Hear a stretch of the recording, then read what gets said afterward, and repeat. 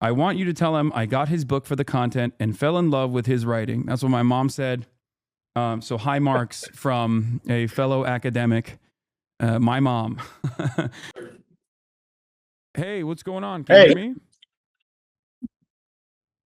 sorry about that. Can you No, hear no, me? no. This is all my fault. Okay, let me tell you, entirely my fault. It's actually not. It's my fault on account of being 49 years old. So that is what happened here. You can't help that. So I'm sorry about that. Yeah, no, I'm a boomer as well. So despite the fact that I am, constantly doing everything online, and it's a very important part of my job. I am uh, incredibly tech illiterate, so there's no reason to worry. Oops, what happened? I think I lost you. Wait, no, you didn't. Can you hear me? I can hear you, but I can't see you any longer. I don't know what just happened. Oh, I can see you again. All right, perfect. Yes. More tech illiteracy on my fault. Yeah, okay, I can actually hear you a little bit better now too, and it's no longer actually doing any sort of feedback because originally when we first started, there was a little bit of feedback coming in, and I could hear myself from your speakers, from your microphone. All right, we're having an unk off, is what the kids would call it. Just so you know, What's that? What's the unk off? we're both unks, in the eyes of a lot of Zoomers. You're a little too young for that, but okay. Well, thank you for Don't be saying in a that. hurry. Thank you for saying. Wait, I'm 33, so in the Oh, eyes of a he's too young for that. no, that's you think that, but and I wish that was the case, but for a lot of people who are like 20, they just think that that is the oldest you can be. Like they're like 30 plus. That's the maximum age that someone can exist.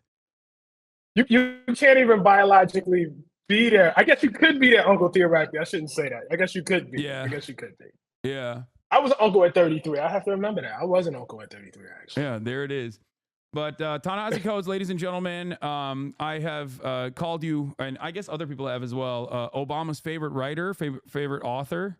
Um, it's I don't know if you I don't know if you feel like that's a good way to introduce you, but I'm very excited Nah, I'm very excited to have you because I have as a longtime longtime advocate of Palestinian emancipation, I have seen your journey and your transformation, and it's something that I admire. I think it's very courageous, but also the way you've communicated about this, about both Palestine in the Message, your new book that just came out, but also the way you have carried yourself in these sometimes contentious media environments.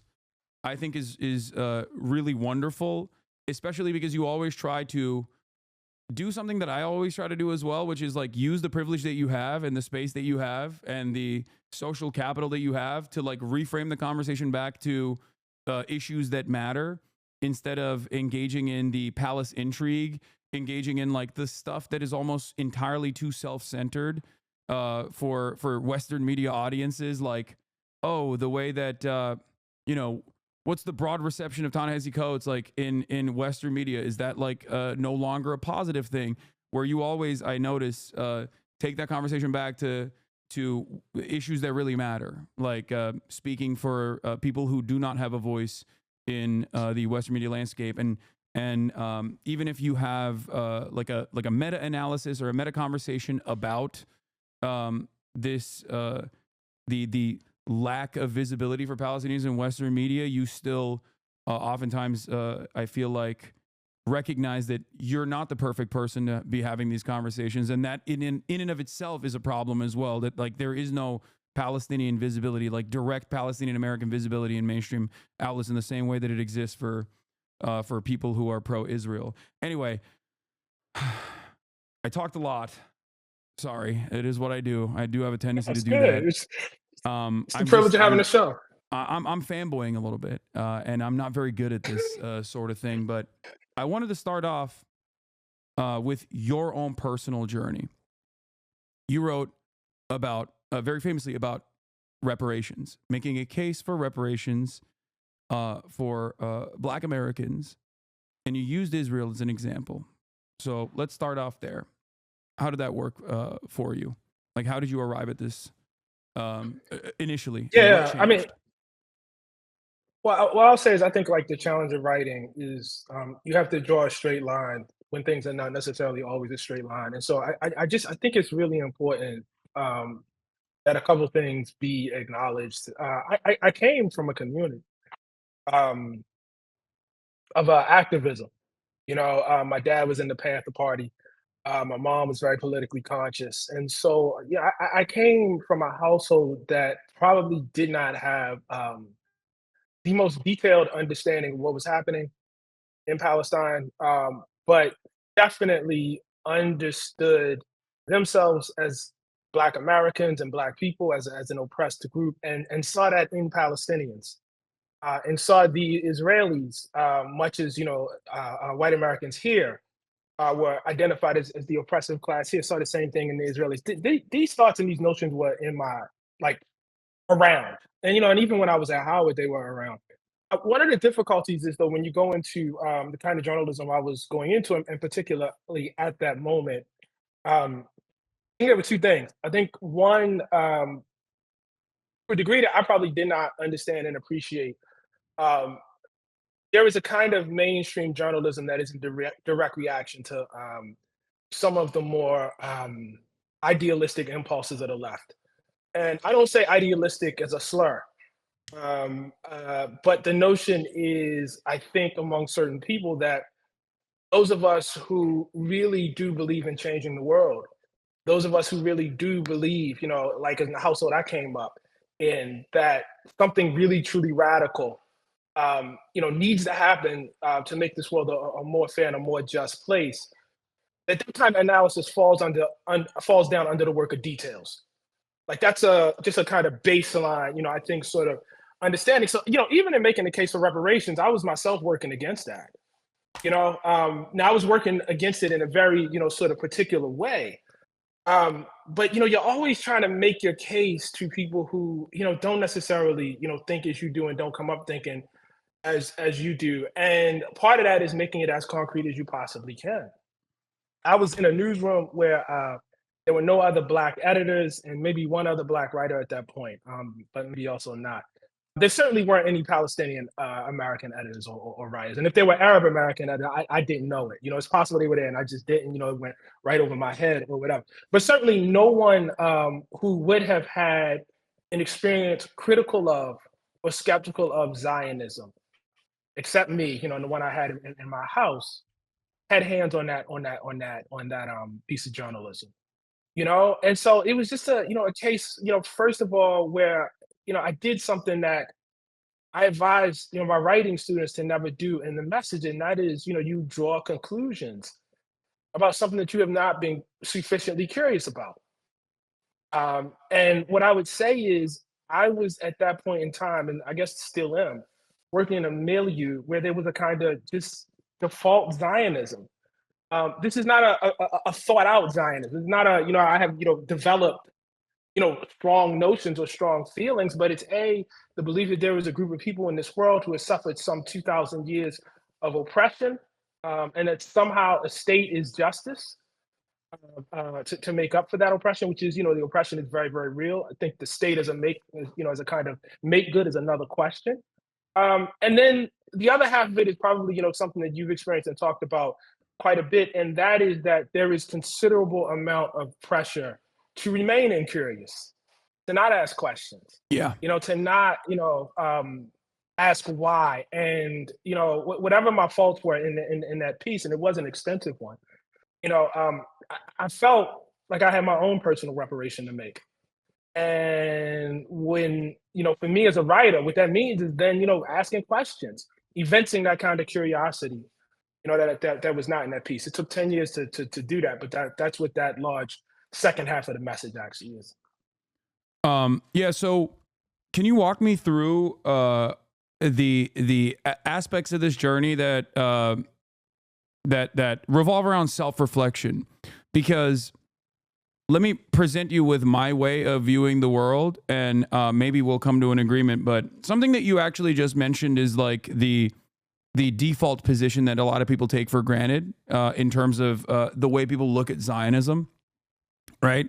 Where they're like, or the way people analyze Israel, where they're like, no, this is the most moral nation. You know, it has to exist. What are you talking about? This is a democracy. This is the only democracy in the Middle East. Now, of course, the truth is very different than that. But a lot of people don't examine it because that's all they've seen, and they take that information for granted. And I think this this type of social conditioning exists for bigotries of every sort, and it is a byproduct of the white supremacist systems that we exist under, in my opinion, where a lot of people, I think, take for granted white supremacist tendencies that they might have, like anti-black tendencies that they might have, and I think it requires self-examination, but that's why I'm always very charitable to people that maybe even engage in like microaggressions, right? Every now and then, because I understand that as long as they have this charity, as long as they are on a journey of learning and self-reflection, I get where their starting position is. And it's the same for the way people analyze Israel, and it's the same for the way people even analyze like, or the way people look at, you know, domestic affairs. And I think it's important to have that charity for others, and recognize why people that don't examine these sorts of things, like why they might develop this attitude, whether it be for Israel or anything else. Yeah, Hassan, I agree with that. But what I would add to that is there is also a tendency when criticism is not voiced in a way that you would like, in a way that makes you feel good about yourself, in a way that does not that wounds you. There is a tendency among writers, and particularly writers with privilege and power, to immediately go into their shell and become defensive because somebody has said something in a way that they didn't like. Um, the beginnings of this, for me, in terms of the message, is not somebody politely pulling me aside behind stage and saying, I'm a huge fan of your work and I really love you and you're the greatest writer on earth, but you just did this one little thing. I got critiqued. I got yelled at. It Was it was Rena fun? Kalik, I No. think, if I'm not mistaken. Yes, she was one. She was one. But Yeah. also, there was a professor who actually, the first thing I actually saw, I did see that, and that was, obviously, in that environment was significant and important, and took quite a bit of courage.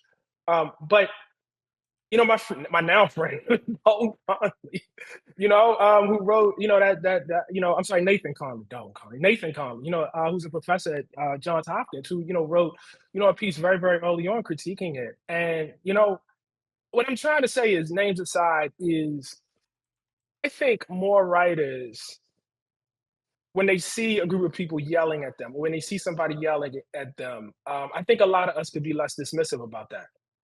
You're right. I do think it's good to be charitable, but I also think, when you have power, when you have the ability, when you have, as I did at that time, the cover of the Atlantic, that's a lot of power, man. That's a lot of power. And so with that, should come some charity from our part too.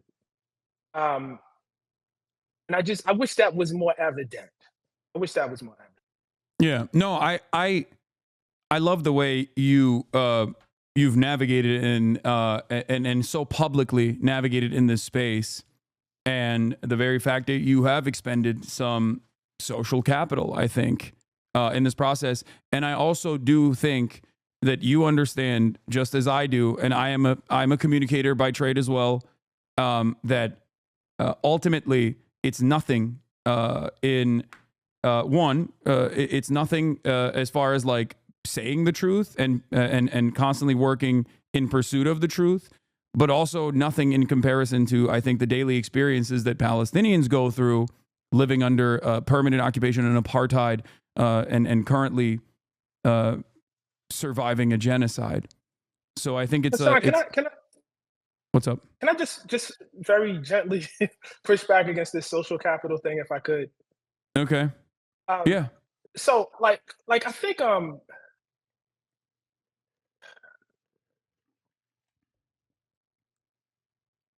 think it's worth. I guess I feel two ways about it. I feel like I understand what you're saying, and I think it's true. But I would like, if you and your audience will understand something about me, and that is, I come from an experience where the things that it may seem like I would be rewarded for as a writer, most people just kind of don't care too much about. Most people who are in my life, most people who I love, most people who I, probably feel the most loyal to. I mean, that they're happy, that, I'm being read by a lot of people. They're happy if I get an award. They're happy, if I'm on a certain show, but it is not how they ascribe value to who I am. And what I mean by that, or why I'm saying that is, those are the people to whom I'm accountable to. Those are the people who will ultimately, you know what I mean, judge me. And so it's like, there are a circle of people around me who exert more weight than any booker for any, show, or any sort of, editor at any magazine, who are not writers and who are not particularly public people, but would be deeply disappointed in me if I were not, proceeding in an ethical way. And I look, I don't, obviously this is our first time talking, but I've seen you on a number of shows at this point beyond your own show. Uh, and my sense is you did not get on those shows by trying to get on those shows. That you got on those Yeah. shows actually by being loyal to something that was here. You know Yeah. what I mean? It actually had nothing to do with, you know what I mean? With whatever. And I just think that's important to reflect. You know what I mean? I think it's important, as if we're doing an unk off here, to all the young nephews and nieces, you know what I mean, coming up. Like I think it's important. Like, you can be loyal to other things. You know what I'm saying? And you can take that whole social capital conversation, you know what I mean, and not make it core to, who you are and what's important to you. No, the only reason why I mentioned that is because it's not for you in particular, but it's for the way I look at this. Like, people benefit from leaning into pre-existing hierarchies and not really disrupting them, and not really coming out with like bold declarative statements. It can sometimes be a gap in education or your personal experiences, like understanding what apartheid looked like until experiencing it with firsthand accounts, which I do want to get to in a second. Or it can be, in other instances, like a cynical way where you know what the truth is, but you choose not to reveal it or not to talk about it because you are worried about advancement. You're worried about your career taking a downturn. And I think that there are a lot of people who are cynical in that regard, especially in the media landscape. So I do admire people who who will openly say, I was wrong in the past, and I'm making up for it now, because I think that's necessary, and I think that's healthy. I think it's a healthy attitude to have, and I think people have that attitude in their interpersonal relationships. Yes. But the way they carry themselves both online and in the media landscape, there is no reward for it. And because there is no reward for it, and the reward is just simply saying the truth, right? But people do end up getting somewhat punished for it, and you only get rewarded if you double down on speaking on telling an alternative narrative that you might even know is not entirely true. That's the reason why I am explaining to people that are listening that there is value here, and that's what I mean. Because, like, if I'm going to be very real, if I'm going to be brutally honest,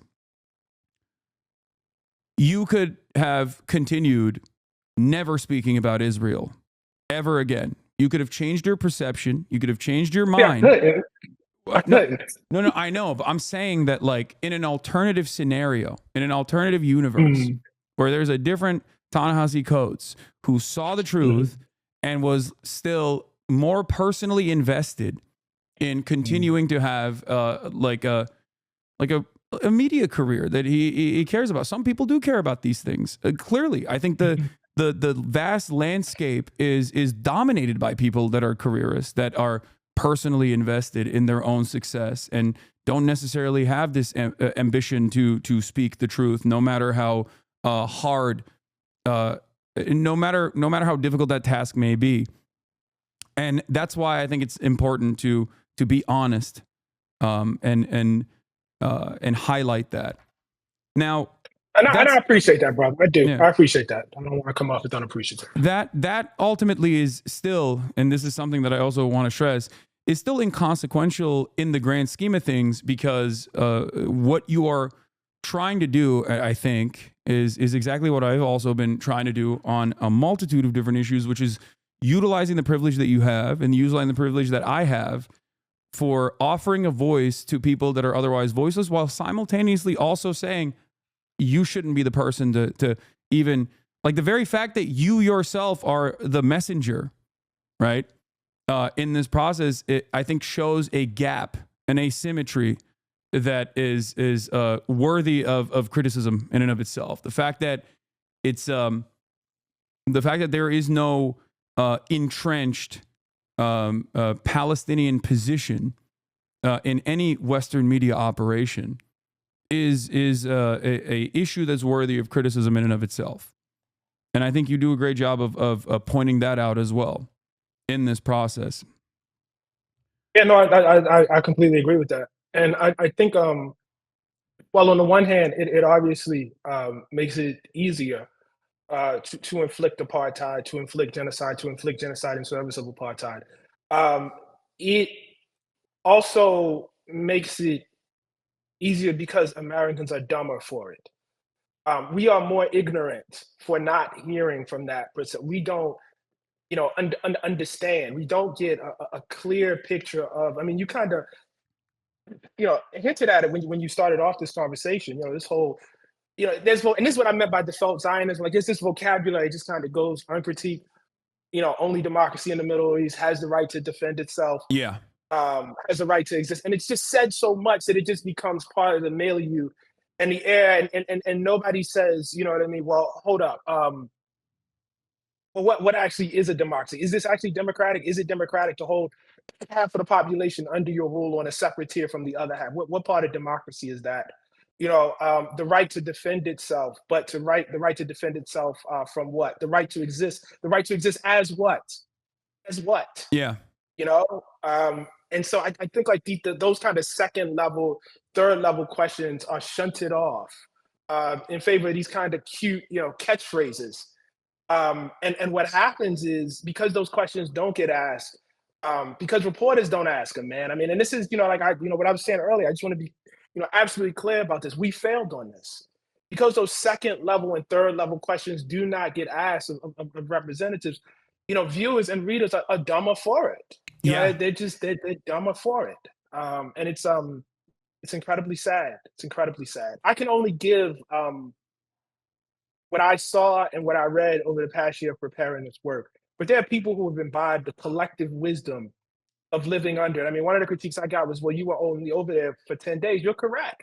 I wish you would get somebody on there that has lived their life over there under it. I will happily step aside for that person. Yeah. Where are they? Yeah, no, absolutely. It's an insidious thought terminating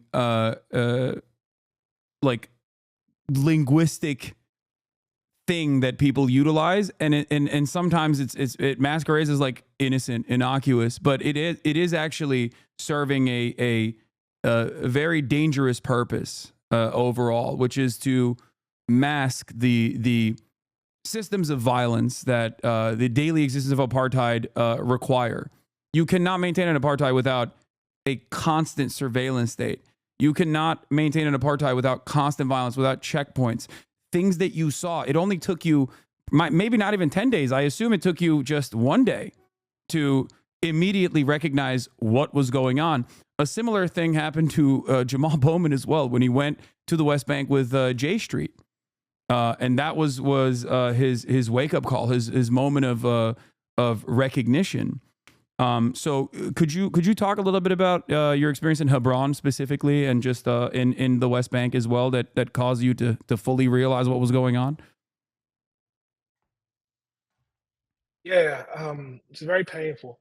First of all, Hebron is very poor. That's the first thing. And I should make that. Let me clarify that. Palestinians who live in the old city of Hebron are very poor. They're very poor because their shops and markets have been completely shut down. Because every step that they take is patrolled, and they have to navigate a series of checkpoints and security, and the checkpoints take various forms. The gate, sometimes it's just a soldier standing there. I watched a soldier with a huge automatic rifle turn back two kids as they made their way to school. And this kind of surveillance, this kind of violent surveillance is not true of everyone who lives in the old city of Hebron. It's true of Palestinians who live in the old city of Hebron. And so, for somebody who was reared on stories of Jim Crow, who came up under that as a collective experience, as an African American, first of all, you drive to, Hebron. We were coming from Jerusalem, East Jerusalem, to get there, and we are driving on roads that are delineated for Palestinians. And there are separate roads delineated for Jewish citizens or citizens of Israel and Jewish settlers of the West Bank. Those roads are not the same quality, are not the same, efficiency. One is more circuitous than the other. One is direct, the other is not. We are driving past homes in which you can clearly see the difference between a settlement and where Palestinians live. They're denoted by, the red groups that we learn to look out for the settlers. You talk to people who live in those Palestinian villages, and you understand that everything down to the very water that they drink and bathe with is segregated and is different. And the apportionment that they get is very different from those in settlements. I mean, this was made very, very clear to me because, you have whole settlements where they have country clubs.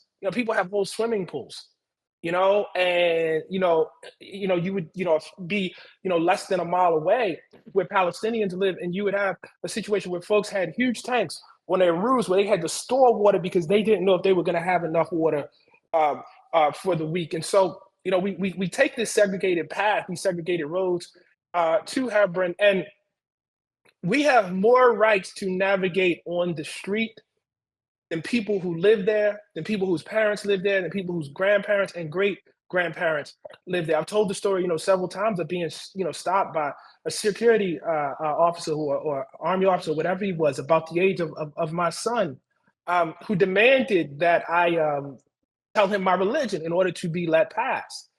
And this is actually more complicated and more sinister than it sounds, because if I got to the point where my grandmother was a Christian and he let me pass, but had I had an Arabic name, had I had an Arabic look about me, or had I been, Palestinian, I wouldn't have got past at all. For instance, why a Palestinian Christian? My religion would not matter. See, this is when you start buttressing up against the racism and understand that even though somebody's asking a question about religion, they really aren't asking, do you accept Jesus Christ as your Lord and Savior? That's not what they're asking you. They're asking you something totally, completely different, and asking you to comply with something totally and completely different. And so it was made clear to me, throughout, my entire 10 days, there. And I spent the first 5 with a tour that was primarily led by Arabs and Palestinian Americans from the Levant, from the area. And then the second half, led by a group of dissident Israelis who had served in the IDF. And the clarity of it was just, I mean, I've said this before. I went there thinking, I will see something that I probably will not approve of, but it'll be hard for me to disentangle this from that. It's not hard to disentangle at all. It's not like, like I could, send anybody over. You don't need a degree, in Middle East studies. You don't need, to be, fluent in Arabic and Hebrew to understand what's going on. It's that clear. Yeah. And making it complex, portraying it as though you need, all of these degrees or this erudition to understand why people should not be discriminated against is part and parcel to the evil of the system. Every system of oppression says that it's too complex for outsiders to understand. It's nothing unique about Israel in that respect. Yeah. So speaking of the complexity narrative, actually, one thing that I wanted to touch on, aside from your personal experiences and writing the message,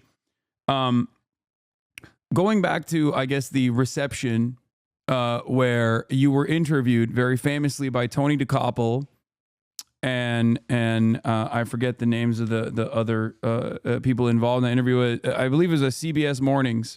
It was a Mhm. Gail King and Gayle King and Nate Burleson. yeah. Nate Burleson's So I think. Tony DeCobble basically took control over that interview and did something that I guess upset even other people involved in the editorial process at CBS, where they thought that this did not meet the standard of a normal interview for someone who wrote a book. It was rather contentious and dare I say a little inappropriate, especially when Tony said something along the lines of like, your book is the things that you're saying in the book are things that you would find in the backpack of an extremist. Like this is Mhm. imagery that invokes a certain kind of attitude, that you were saying things that were far too radical. Now, aside from that, and aside from like I guess the additional chaos that unfolded internally at CBS, and I think that that division between, I think, like younger members of the media versus older editorial staffers and executives at the highest levels of these companies, that exists in American society pretty broadly, and there's like polling to suggest that as well. Under the age of 35, you see a very different attitude towards Israel and Palestine versus over the age of 35. But outside of that, I think there's something that Tony utilized in that interview where he tried to get you to I think feel like you were biased or one-sided because you were not contextualizing the necessity of apartheid, which is a narrative that you hear so frequently in media, in Western media broadly, where you always see a member of the Israeli occupying force immediately contextualize the violence that is unfolding in front of our eyes. This is something that was happening so frequently in the early month of October in 2023, where you would have Jonathan Conkuncrius or any number of different people that are specifically tasked with going on CNN, sitting across from Jake Tapper, and in English, openly stating why these children had to be killed, like, and why there is a necessity for this violence. And I think that is the dominating attitude in Western media, and I think it provides a disservice. So how did you feel about, like, how do you feel about the contextualization narrative that, like, no, this is, you can't simply cover one aspect. You can't simply cover a victim-centered conversation. You can't have a victim-centered conversation without explaining why this violence and this dominance has to occur. How does that make you feel? It makes me feel that the ruling strategies and policies and governance of Israel have much more in common with systems of oppression than people think. Um, I mean, to put it bluntly, I mean, people put that out there, like, to say, okay, this is why this is not apartheid, or this is why this is not Jim Crow. In fact, they sound more like, Jim Crow than, they imagine. People didn't say we need to segregate South Carolina or segregate Mississippi or segregate, Georgia, because we are evil and we want to do horrible things to black Yes. people. That's not what they said. They said, Yes. look at the crime rates here. Look at this. Look at what these people are doing. Look at how savage they are. They're going to do X, Y, and Z to us. They're going to do this. They had reasons. It's more complicated than you think. You know what I mean? It's not just black and white. That's what they would say. Yeah. And when people came south and said, this is barbaric, this is horrific, they would say, you don't live down here like us. You don't understand the Negro the way we understand the Negro. That's the same thing they say to me when I go over there for 10 days. It's the exact same thing. They say, you don't understand. You don't live down here. You're not from here. You haven't spent enough time here. If you spent enough time here, you would understand why we have to lynch, rape, and kill these people. And it's a very, similar narrative, right now. It's not that everybody wants to be the hero in their own story. There's always a complicating, reason for why somebody has to do something. But I think for me, and this is very, very hard, I think, to get across. Um, and I tried to get it across on CBS. There are things that I'm just against, period. And there's no context that'll make it okay. I'm against eating children. There's no context that's gonna make me Okay, say, but "Oh yeah, I what if they're can understand how delicious? you would do that." Right. Right. Right. No, there's no context. I mean, unless facetiously, like I've said, I said this on CBS. I'm against the death penalty. Yeah. If you told me this person killed 1,000 people, I don't care. I'm still against it. So there is no thing you were gonna tell me that Hamas did or that Palestinians did that will make me okay with apartheid. Nothing. Nothing. Yeah. It's just nothing that, you know what I mean? That's a principle thing that cannot be put into context and then made okay. There is no context for slavery for me. Yeah. Like I don't have there's no context where it becomes okay. You know? Yeah, no, absolutely.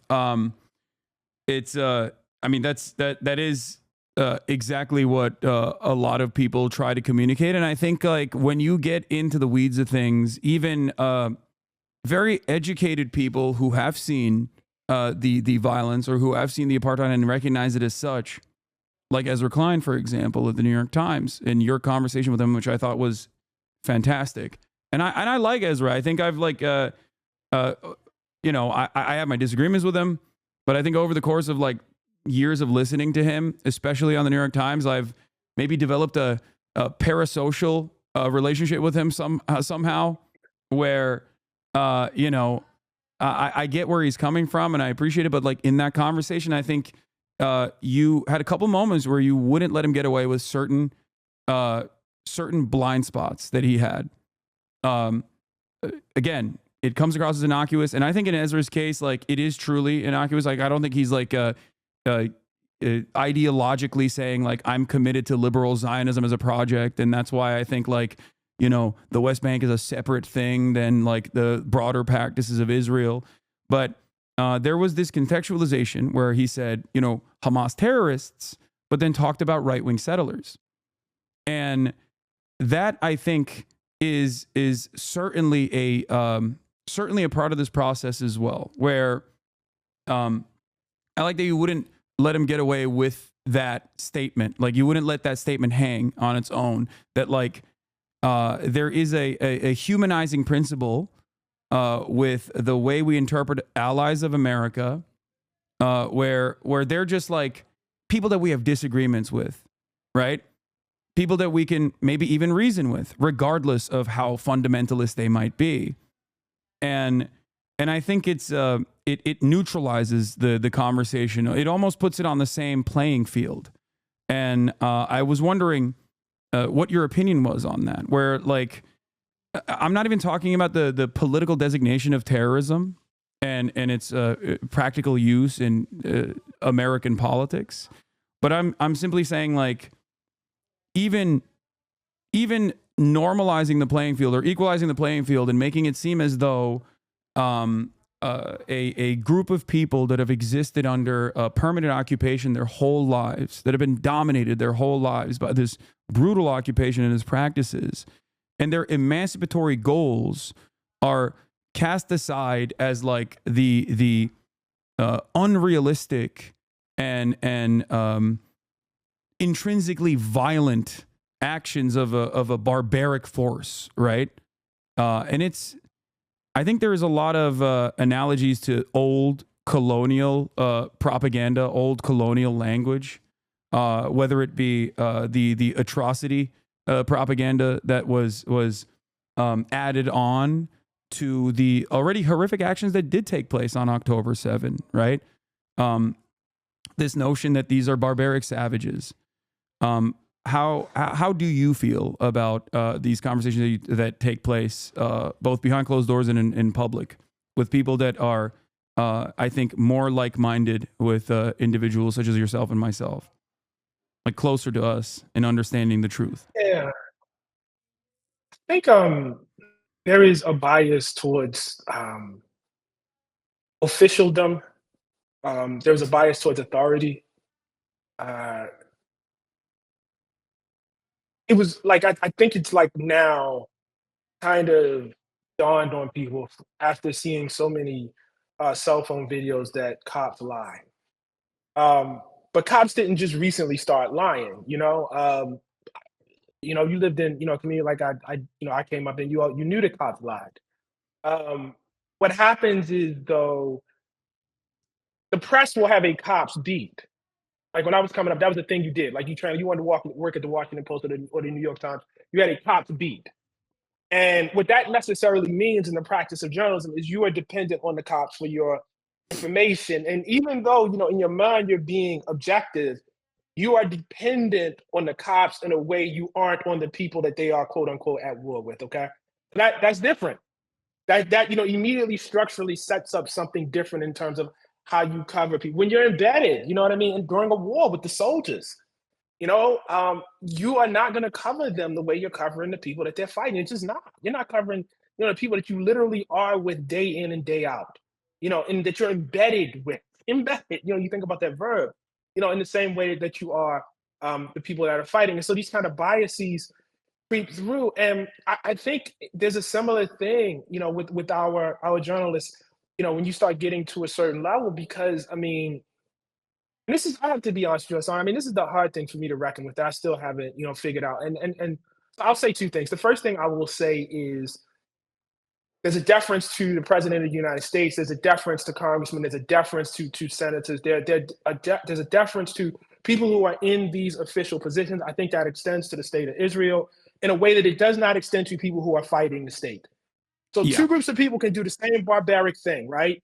But because one has, the kind of sheen of officialdom, because one can put out, fancy press releases that say this was a precision strike, that can, deploy vocabulary that makes it look like either, we didn't target the hospital, or the hospital actually, was a hotbed of attacks or whatever, because it has its machine, to make it look like, whereas if the quote unquote terrorists just bombed the hospital, you know what I mean? This kind of deference would not be given. So that's the first thing. And that is probably the most, I guess, sympathetic version of I can give. The one that I am still curious about, that I have not figured out, and maybe, you'll be a lot clearer on this than I am, and maybe I'm still reckoning with my own stuff.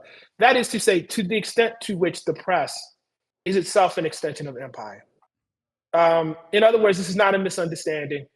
This is not, the kind of, sort of unintentional bias that I, sort of laid out. Um, but there's something else going on, and the thing that I think about most is, many years ago when it was revealed that this country was waterboarding, people in its custody.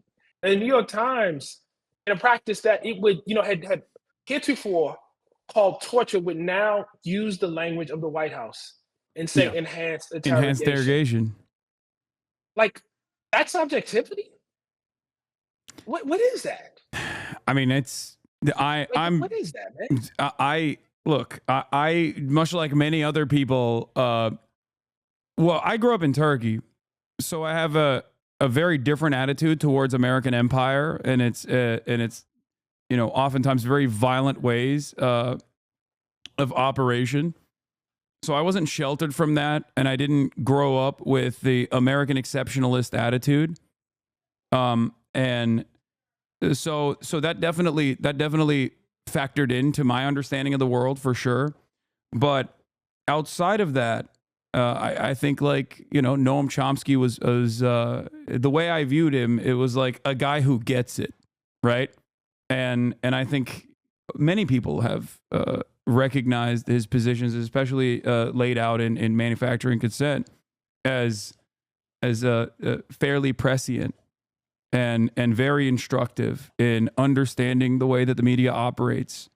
I think that very much exists for all forms of oppression. Like, the media's sole purpose in many instances, and this is not intentional. This is not like people aren't like, I am a card-carrying defender of the State Department, and that's why I'm doing this. I think a lot of people are ideologically committed. I think a lot of people are victims to social conditioning, and those people get elevated through this process within the media, and that's why they are much more willing to play ball access journalism is one aspect of this, as you also called out, and I think the other one is just people who simply are intellectually uncurious to dive deeper. You see this in many instances, like the notion that, and I talk to a lot of journalists privately about this stuff in very reputable legacy publishers, where I'm always like, since October 2023, I've constantly asked, like, why does your outlet not feature any of the many Hamas Al-Qassam Brigade updates that are regularly being put out there through Telegram groups? Like, does this have no journalistic value? Like, you don't have to agree with Hamas, but I think it serves a very important purpose to understand the logical through line.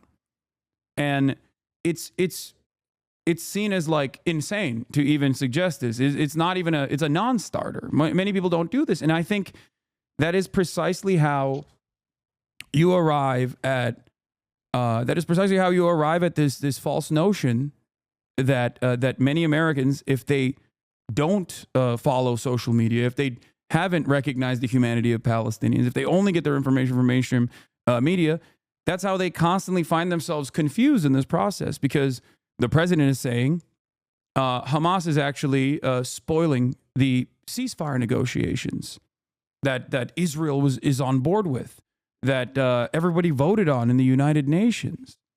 And yet that is not the truth.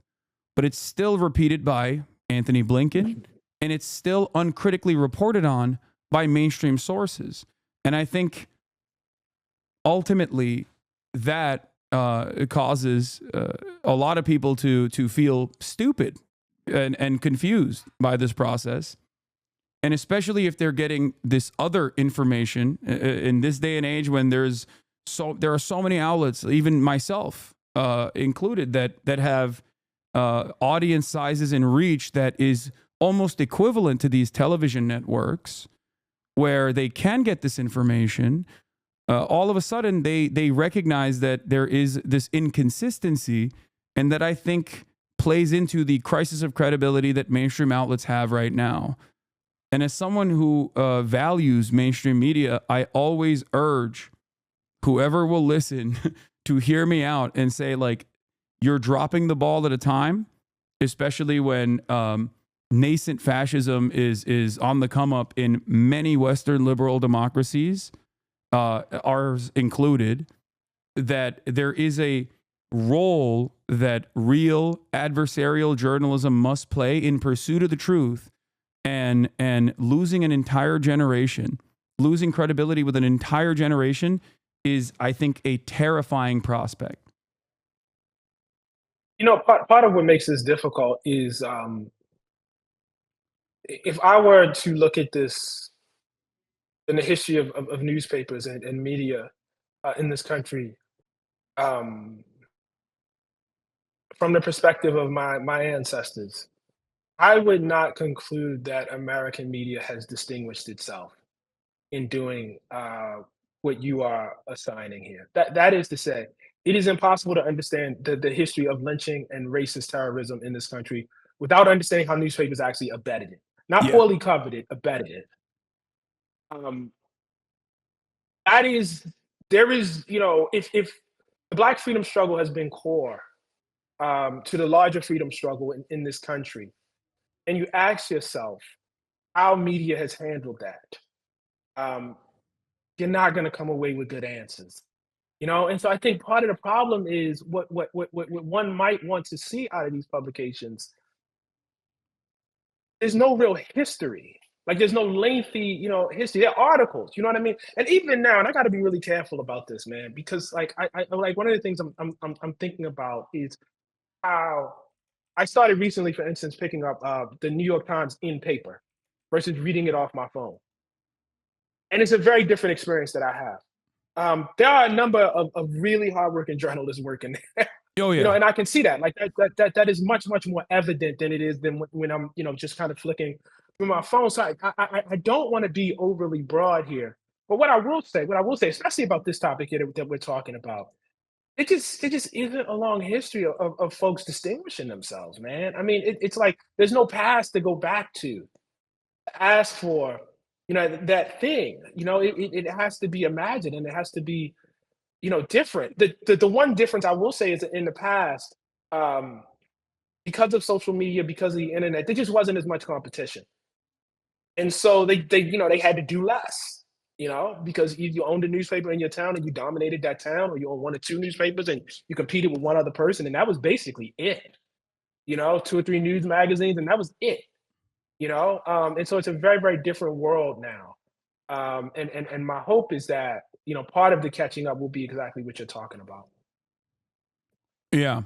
Um, you're absolutely correct when you say that there is a long history of upholding unjust systems by the media, and I think the change here is that something I stress, at least like with what I have seen in my 10 years of public advocacy for Palestinian emancipation, is the attitude shift in the Western world by populations, not necessarily by the same like institutions that are desperately trying to cling on to the old way of doing things and trying to defend Israel unconditionally, but simply talking about like the audience's reception to this, to what is actually going on. That has changed dramatically, and I think that we are in a unique moment where there is an opportunity for people to clearly speak to the humanity of the victims, whereas no such opportunity existed in the past. No such opportunity was given because the landscape was entirely dominated. Oh my God, my mom is here and she is so loud in the background. Anne, please turn off the door thing. It is, oh my God. My whole family is here all the time. That's Sorry, my wife was just making coffee or something in the Yeah, background. It's it's okay. just it's madness over here in the background. Luckily, no one can hear it because I have a crazy noise gate on I my can't hear microphone. it. Um, I can't hear any of it. but the point I was trying to make is that there is an opportunity for the first time ever, I think, for people to recognize it. Whereas like the global South, people living in countries that are outside of the immediate sphere of American influence, people that are not directly in the heart of empire, they've always known what settler colonialism looks like. You did not have to make an argument to them as to what Israel was doing was wrong. They recognized it immediately, and many other people that have actually been long committed to the struggle against apartheid, like in South Africa, including Nelson Mandela himself, that recognized that this was a dual struggle, that no one was free until Palestinians were free. Nelson Mandela also famously was on the terror watch list until 2008. Mhm. And I think the changes, however, is that people that like the populations living in the Western world, especially younger generations, are shifting their attitude towards this. And I think that while change doesn't happen overnight, I do think that things are certainly changing for the better. So I do hold out hope, regardless of how devastating and dire the situation has been in Lebanon, and now even in Syria as well, where Israel has decided to Yeah. bomb different Syrian positions and occupy parts of Syria as well in this defensive posture. It's always, like you said, security concerns. Israel's security concerns Yeah. trump everything else. Mhm. Everybody has security concerns, We don't believe it when Yeah. Russia says they have security concerns, and that's why they had to occupy Ukraine. That's a ridiculous argument. We don't believe the Yeah. denazification narratives when Vladimir Putin is engaging in irredentist action. So why do we believe it Mhm. when Israel presents that as the exact same reason? And I think No, I just people see that. Sorry, go ahead. I wanted to add two things. First of all, like I do think you're right about the optimism. And there has been a long, painful, um, lonely struggle waged by Palestinians in Palestine and Palestinians in the broader diaspora to get people to see. And it appears to be bearing fruit here in America. And so I do think that's a a very positive development. I think this. Okay. All right. I believe we are back. Perfect. Okay. I All fixed it right. in real time. That was weird. I don't know what happened there. That was an odd situation, but we're back. Okay. Sorry if you can go back to that last point that you were making. Yeah, no, I was just saying, we present ourselves as the kind of savior of the Jewish people. Like we fought World War II, stopped Hitler as he perpetrated, a genocide and, prevented him from, killing more people. But our actual history is much more complicated. The fact of the matter is, even after World War, first of all, we got into the war because of Pearl Harbor. That's the first thing. But the second thing is, even after World War II, there was not um, a strong and robust movement for taking in what was called then the displaced persons, many of whom obviously were Jewish, who had been driven from their homes and were survivors of a genocide. There was not a strong and robust. On the contrary, there were movements to, restrict and cap the number of people that America took in and provided shelter for. And so our relationship to the Jewish people has been complicated, is the nicest way I can say. We are, this notion of us, as savior is complicated and ambiguous. I say that to say I just, support for what Israel is doing over there and what it has done. Um, I don't know that it's unrelated to our lack of support, in the past. I don't know if that's guilt. I don't know what that is. But it's you end up in some really perverse situations. I guess this is true throughout the West, right? So Masha Gessen, ends up, writing critically about Israel. She's Jewish herself, sending a Holocaust survivors, and she finds herself censored. What? You know what Yeah. I mean? When you have Jewish writers actually who are anti, quote unquote anti-Israel, and thus, being, pumped up on anti-Semitism or whatever. That it's like what are we actually defending here? What is actually Yeah. being fought for here? You know? Well, I think like aside from the possible like idealism of the situation of the analysis, I think that my analysis on this is always going to factor in a materialist perspective. I think that it's Israel has throughout time and throughout history played different roles for American empire, and they've been a Cold War ally. They have been a punisher of the misbehaving Gulf nation oil states. And most importantly, I think they have been an unsinkable aircraft carrier in a resource-rich region that America wants to dominate. I think that is the continuation of the early Christian Zionist project, even before Theodore Herzl, that we took over from the British basically and have continued.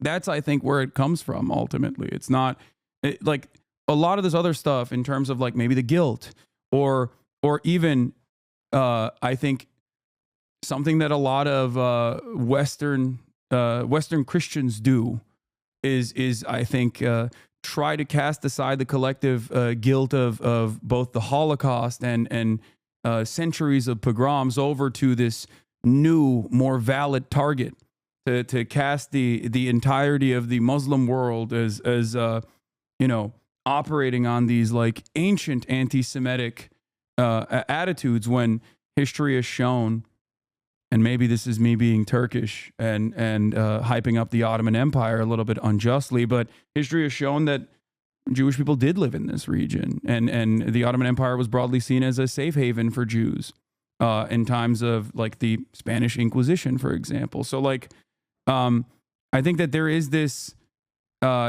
way of basically saying like, don't look at what we have done in the past, in our history, in our recent history, as a matter of fact. It's actually those Arabs that are, those Muslims that are like deeply anti-Semitic, and we have to fight against them. You see this most, you see this, I think, glaring hypocrisy in Germany, where they Yeah. have this white guilt style, collective guilt towards the Holocaust, and instead of addressing it, examining it, understanding it, I think that they have very quickly cast this aside. And you hear people like these fascist movements saying that these Muslims are importing anti-Semitism into our country, and I'm like, it's insane to say that as a German person who was like, who was one generation removed from the perpetrators of the Holocaust. Like, and I think that plays a role that suits the Zionist project's purposes. It plays a role in having consistent support from Western nations that Israel needs. And I think something that you also have talked about that I agree with, it is, I think, correct, is that this isn't just Israel's actions. This is our actions, because Israel would not be able to exist in the violent ways that it does without our endless support. America provides 69% of all weapons that Israel uses. That means it's our bombs, it's our targeting systems that are responsible for the killing. It's our tax dollars that are paying for it.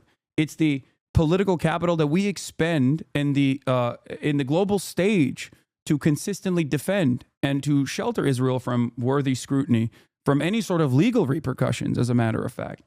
And that's it. It would not happen if it wasn't for America's allowance. So I don't think, that's why I get very mad, aside from like the obvious bigotries of anti-Semitism being a canary in the coal mine of fascism. I get very mad when I see people talk about this in terms of like Judaism and how this is like somehow ties back to Jews across the board, when it's like, or Israel is dog walking America on the global stage, like Benjamin Netanyahu owns Congress. Like, I understand why people feel that way.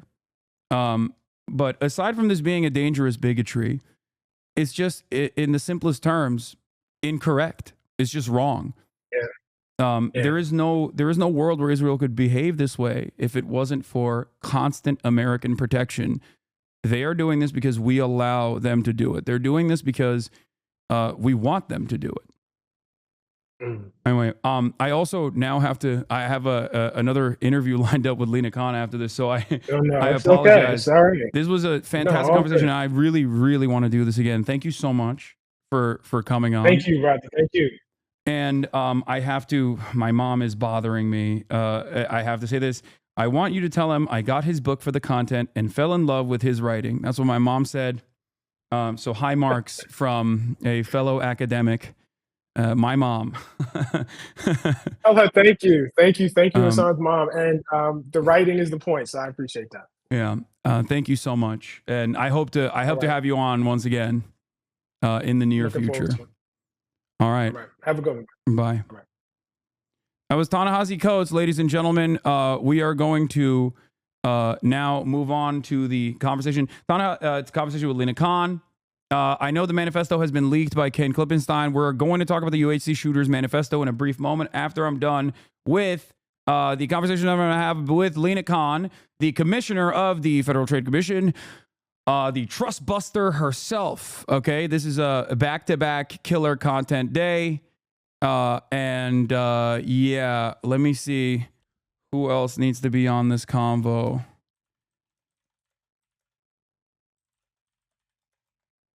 So I can add them to the conversation. I know, back to back. This is, the LeBron James of regulators. Okay.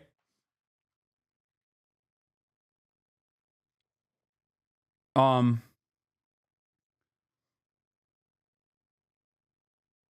did not blow off Ta-Nehisi Coates.